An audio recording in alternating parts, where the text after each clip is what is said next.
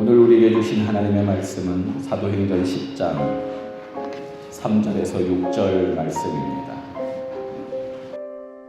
하루는 제9시쯤 되어 환상 중에 밝히 보매 하나님의 사자가 들어와 이르되 고넬료야 하니 고넬료가 주목하여 보고 두려워 이르되 주여 무슨 일이니까? 천사가 이르되 내 기도와 구제가 하나님 앞에 상달되어 기억하신 바가 되었으니 내가 지금 사람들을 요빠에 보내어 베드로라 하는 시몬을 청하라. 6절 같이 읽습니다. 그는 무도장이 시몬의 집에 유숙하니 그 집은 해변에 있다 하더라. 아멘. 우리 같이 따라합니다. 그 집은 해변에 있더라. 집이 어디 있어요? 해변에 있더라. 부활의 놀라운 사건을 경험한 베드로가 어디 가냐면요, 무두장이 시몬의 집에 갑니다.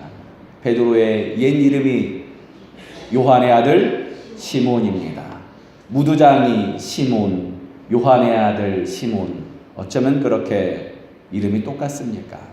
무두장이는 당시에 누구도 상종하지 않던, 그래서 저 멀리 해변에 있던 사람입니다.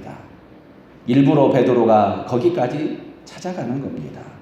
부활의 놀라운 사건을 경험한 베드로가 지금까지의 껍질을 깨고 그 홀로 버려진 사람에게 찾아가 거기 있는 겁니다. 복음의 능력은 과거에 머무는 것이 아니라, 복음의 능력은 예전처럼 살던 것이 아니라 하나님이 원하시는 그 길을 따라가며 하나님이 원하는 그 사람을 만나는 것입니다. 그래서 복음은 이전 것은 지나갔으니 보라, 뭐가 돼요? 새 것이 되었더라. 우리가 복음의 능력으로 이 문을 나설 때 보라, 새 것이 되었도다. 어쩜 이렇게 달라졌어? 라는 말이 우리 서로의 고백으로 나와야 합니다. 소정교회를 처음 와서 사랑하는 성도들이 보라, 새 것이 되었도다 라는 마음으로 얼마나 많이 고생하셨는지 모릅니다. 예배 순서가 이제 덜 낯설지요. 매월 첫 번째 주일 우리는 성만찬으로 함께 나누고요. 두 번째는 선교주일로, 세 번째 주일은 찬양으로, 네 번째 주일은 헌신 예배로 우리는 매달 이렇게 드리고 있습니다. 이제는 이렇게 하겠지, 이제 좀 적응이 되시죠. 처음에는 얼마나 예배의 특별함도 그렇고 예배의 순서도 안 하던 것을 하면 얼마나 어색합니까?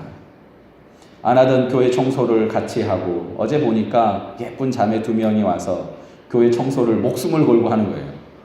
사실 오전에 청소를 한 번 했어요. 수련회 팀이 왔다 가서 청소를 한 번 했는데 오후에 왔는데 대충 하고 가겠지 했는데 한 3시간을 하는 것 같아요.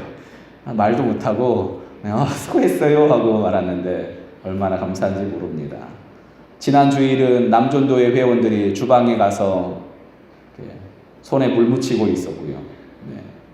어느덧 당연한 것이 돼가지만 사실 생각해보면 제가 제일 처음에 와서 주방에 들어갔을 때 얼마나 놀라서 다들 뛰어왔어요. 그렇죠? 김지숙 원사님도 뛰어오고 많은 고사님들이 뛰어와서 아이고 들어가지 말아요 그랬었는데, 이제는 남자들 들어가도 당연한 줄 알고 변화가 조금씩 우리 삶에 일어나고 있습니다. 편하고 쉬운 방법, 그렇게 살려면 예전처럼 살면 되고요, 어제처럼 지내면 됩니다. 그런데 우리가 복음으로 어제처럼 살 수 없는 겁니다. 그래서 베드로가 내가 예전에 살던 그 모습, 갈릴리 바닷가에서 홀로 있을 때 예수님이 나를 찾아와 만나주셨는데 그 집은 해변에 있더라. 무두장이 시몬이 어디 있어요? 해변에 있네요. 예전에 나의 모습처럼. 그래서 해변으로 가는 겁니다. 베드로는 땅끝까지 이르러 내 증인이 되라 라고 말하던 예수님의 그 지상 명령을 받고 성령의 충만함을 받았는데요, 예루살렘을 떠나지 않습니다. 다른 집사들 다 떠나고 멀리까지 가는데 베드로는 안 떠났어요. 그런데 그 베드로가 지금 해변에 있습니다. 처음부터 하나님이 베드로야 해변으로 가자, 거기 무두장이 시몬이 있어 라고 말했으면 베드로가 갔을까요? 아마 베드로는 못 갔을 겁니다. 처음에는 룻다로, 그 다음에 욥바로, 그리고 해변으로 그 무두장이 집으로 옮기니 베드로는 조금씩 하나님의 인도하심을 따라 옮기게 되고, 그리고 여기 10장에 보면요 아주 중요한 사건이 등장합니다. 이방인인 고넬료가 처음으로 성령 세례를 받고 온 집안이 예수를 영접하는 사건이 여기 10장에서 등장하는데, 그 일을 위해서 누가 가냐? 베드로가 갑니다. 베드로라는 이름은요 무슨 뜻이죠? 반석입니다. 근데 좋게 해석하면 반석인데요, 이걸 옆으로 살짝 비껴보면은 베드로 뭐라고요? 돌멩이라는 겁니다. 머리가 뭐 같다?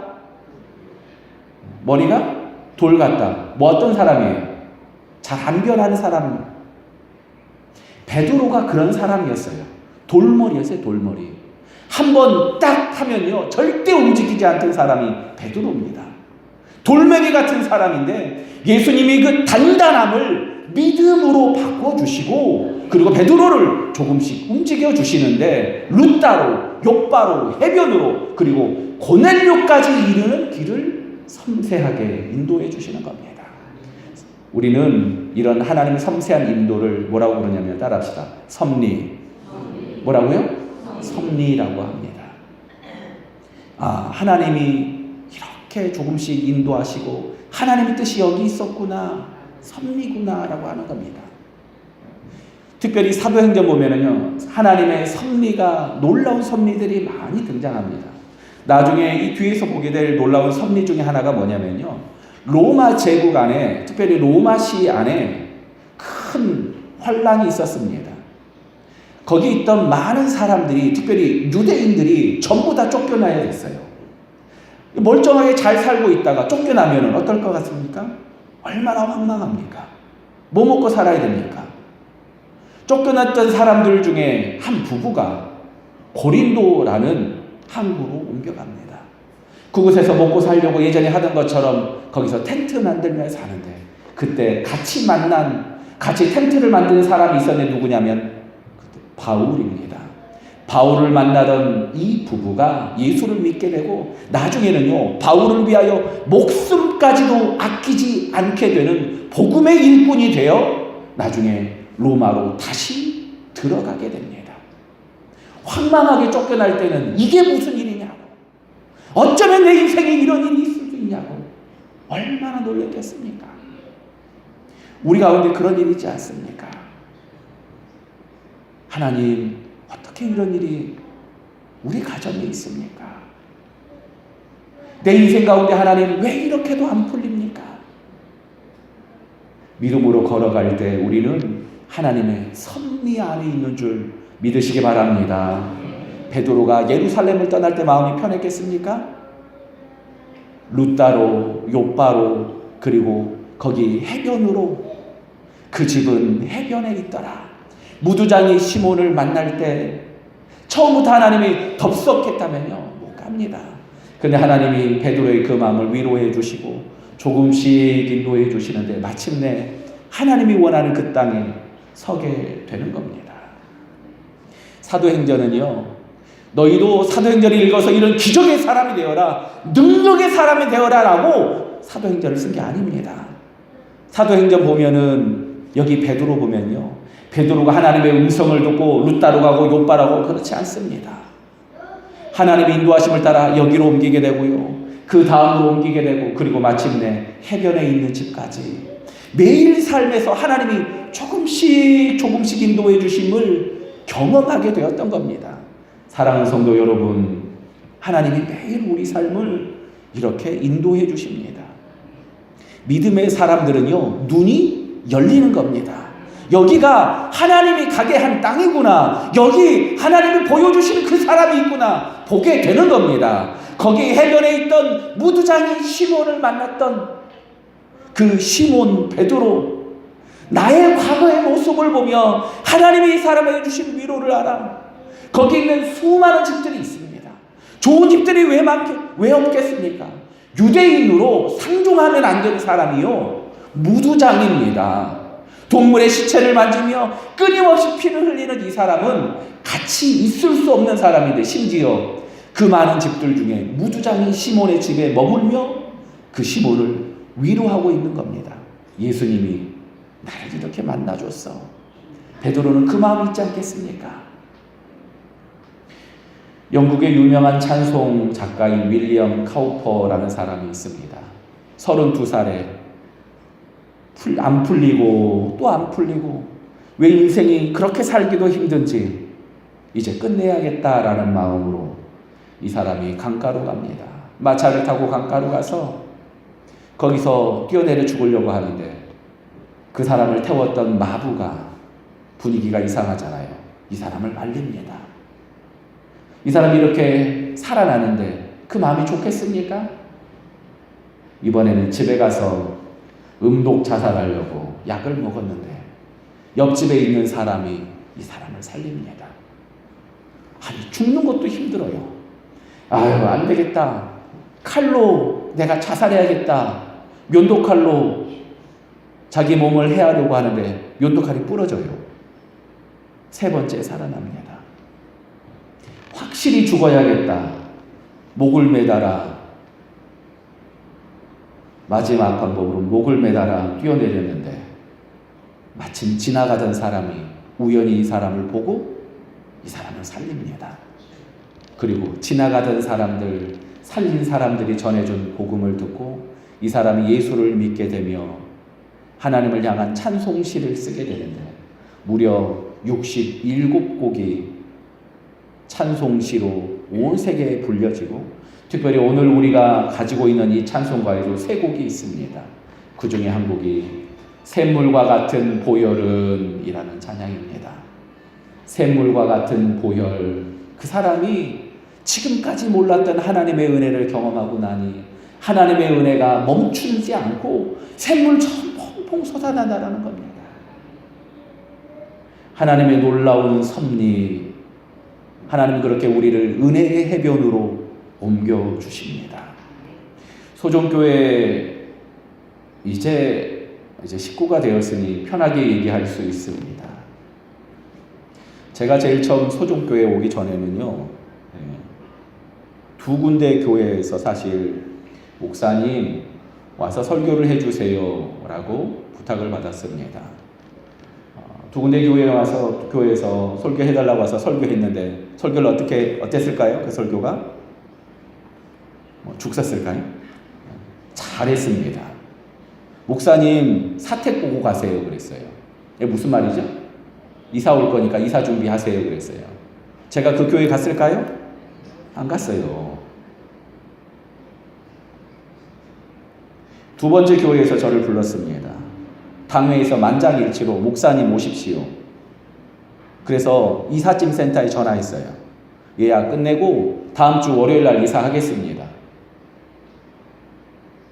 예약금 걸고 갈 준비했지요. 그런데 사무총회에서 한 표 차이로 부결이 됐대요. 당회에서 만장일치로 통과가 됐는데 왜 부결이 됐는지 아직도 몰라요, 그분들은. 그리고 전혀 뜻하지 않은, 저희 소정리 소자도 안 들어갔습니다. 근데 이 교회에 와서 1층만 보고 설교하고 갔어요.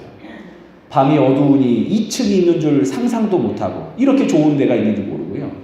1층 거기 식당 자리에 가서 설교하는데 한 25명 할머니들 꽉, 그래도 다 흰머리가 아니라 다 까만 머리라 얼마나 좋았는지, 염색은 잘하셔갖고 할머니들이 아멘 하시는데, 나는 여기 마지막 오니까 신나게 설교하고 왔어요. 왜냐하면 나 같은 사람 여기서 왜 불러요? 불러도 안 가겠다. 근데 목사님하고 연락이 왔는데, 제가 그렇게 부르기 싫어하는 아골골짝 빈들에도 복음 들고 가옵니다. 찬양하면서 부르시면 가는 게 목사지라고 순종하며 왔습니다. 그런데 오고 보니까 2년 전에, 여기 오기 2년 전에 아산 배반에서 아이들을 전도하며 일주에 있었고요. 여기 오기 1년 전에 여기 옆에 전이에서 전도하며 일주에 있었어요. 그러니까 하나님이 여기 주위를 빙빙 둘러보게 하셨던 거더라고요. 교회 오니까 낮에 오니까 알겠더라고요. 지나가면서 봤어요. 아이고 이 동네에 이상한 교회 하나 있네. 어쩌면 저기 교회만 저렇게 번듯해. 여기 지나가면서. 근데 이 교회에 제가 와 있는 겁니다. 룻다로, 욥바로, 해변으로, 그리고 고넬료에 이르기까지 하나님의 그 놀라운 섭리가 얼마나 신묘막측한지 거기 가기 전에는 몰랐어요. 여기 오기 전에는 몰랐어요. 저는 아버지가 전라도 분이고요. 처갓집은 부산이고요. 살기는 서울에서 많이 살았는데 목회는 충청도에서 하네요. 거기 다 도로 거치더니 진짜 와야 될 때가 여기입니다. 우리 인생 가운데 수없이 많은 과정들이 있는데 때로는 우리가 가기 싫은 과정, 힘든 과정들이 있지 않습니까? 베드로가 예루살렘을 떠날 때 왜 떠나고 싶었겠습니까? 그런데 그 힘든 과정을 다 넘어가 하나님의 섬세한 인도함 가운데 한치의 오차도 없이 여기 그 집은 해변에 있더라. 나의 예전의 그 모습을 여기서 만나는 겁니다. 요즘 날씨가 참 춥죠. 오늘도 많이 갑자기 추워졌는데 이 추운 날씨가 원망스럽기도 하는데요. 한편으로는 얼마나 감사한지 모릅니다. 아프리카에 가보면은요, 우리나라랑 비슷하게 벌레들이 참 많습니다. 그런데 그 벌레들 중에는 아이를 발톱 밑으로 들어가는 벌레가 있고요. 항문으로 기어 들어가는 벌레들도 있습니다. 한국에 왜 벌레가 없는 줄 아십니까? 그런 벌레가? 왜 없는 줄 아세요? 추워서 없어요. 그런 벌레들은 이런 추위를 견딜 수가 없답니다. 그래서 우리가 가진 이 추위 때문에 그런 벌레들이 다 죽어가는 겁니다. 때로는 이렇게 심한 추위처럼 우리 인생에 지나야 될 겨울 같은 날씨가 있습니다. 혹독한 바람이 불고 아무도 나를 찾아주지 않는 것 같은 그렇게 해변가에 있는 집에 홀로 있던 시몬처럼 우리 인생에 겨울이 있습니다. 근데 하나님은 베드로를 그곳 해변가로 인도하여 주시고 그 집은 해변에 있더라. 이 고백이 얼마나 뜻깊은 고백이겠습니까? 그래서 오늘 본문 말고요. 9장 43절에도 욥바에 여러 날 있어 시몬이라 하는 무두장이 집에 있다고 한 번 더 얘기했었고요. 그리고 여기 한 번 더 그 집은 해변에 있다고, 바닷가 갈릴리에 살던 베드로가 왜 거기 있는지 본문은 분명히 보여주고 있습니다. 그 해변은 욥바입니다. 성경에서 욥바는요, 사실 구약에서 한 번 나왔습니다. 요나가 니느웨로 가라. 그러니까 니느웨로 안 가고 다시스로 가려고 어디서 배를 탑니까? 욥바에서 배를 탑니다. 니느웨는 이스라엘의 원수 같은 나라였어요. 이스라엘을 힘들게 하는 나라였습니다. 거기로 가서 선포하라는 겁니다. 선포하면 분명히 구원을 얻을 텐데 거기 가고 싶겠습니까? 가고 싶지 않은 겁니다. 그래서 요나가 죽을 줄 알지만 아유 차라리 죽으면 죽었지 절대로 거기 안 간다고, 꼴도 보기 싫다고 말하면서 배를 타고 엉뚱한 곳으로 가는 겁니다. 거기가 어디냐? 욥바입니다. 근데 하나님은 욥바에서 절대 보기 싫어서 나는 이 사람하고 함께 있을 수 없다고, 나는 전혀 엉뚱한 죽으면 죽을지 나는 딴 데로 가야겠다고 말하는 요나를 어디로 옮기십니까? 니느웨로 하나님이 원하는 곳으로 옮겨주시는데 그 출발지가 어디입니까? 욥바입니다. 내가 편한 곳, 내가 편한 사람, 내가 좋은 사람 만나면 왜 안 좋습니까? 나를 사랑해주는 사람들하고 같이 있으면 왜 안 좋습니까? 좋지요. 진짜 어려운 게 뭔 줄 아십니까? 나를 사랑하지 않는 사람, 나를 어렵게 하는 사람, 그 사람과 더불어 머무는 겁니다. 어쩌면 교회는 끊임없이 우리를 그 집은 해변에 있더라, 갈릴리 바닷가 욥바에 있었던 그 집처럼 우리를 하나님이 은혜의 바다로 인도해 주십니다. 내가 편한 곳이 아니라 하나님의 은혜를 전할 수 있는 곳, 내가 원래 같이 있고 싶은 사람이 아니라 하나님의 은혜로 함께 있게 하는 바로 그 사람, 하나님은 이렇게 우리를 살게 하시는 겁니다. 하나님이 섬세한 손길로 우리를 룻다로, 욥바로, 해변으로, 그리고 마침내 고넬료에게까지 인도해 주십니다. 섬세하고 정확한 하나님의 섭리가 오늘 사랑하는 여러분과 함께 하기를 주님의 이름으로 축원합니다. 그 섭리를 따라가는 사람은 순종해야 합니다. 순종은 내가 할 수 있는 것을 하는 게 순종이 아닙니다. 하나님의 하시는 그 일에 내가 동참하는 것을 성경은 순종이라고 합니다. 착각하지 마세요. 내가 하는 게 아닙니다. 내 힘으로 안 됩니다 말할지 하나도 됩니다. 왜냐하면 하나님이 하시기 때문입니다. 순종으로 하나님이 인도하여 주시는 그 놀라운 섭리 가운데 오늘도 한 걸음 나아가 해변가에 있는 그 집에 홀로 머물고 있는 시몬에게, 홀로 어려운 사랑하는 성도에게 찾아가 위로가 되며 하나님의 은혜의 소식을 전하는 저와 여러분 되기를 주님의 이름으로 축원합니다.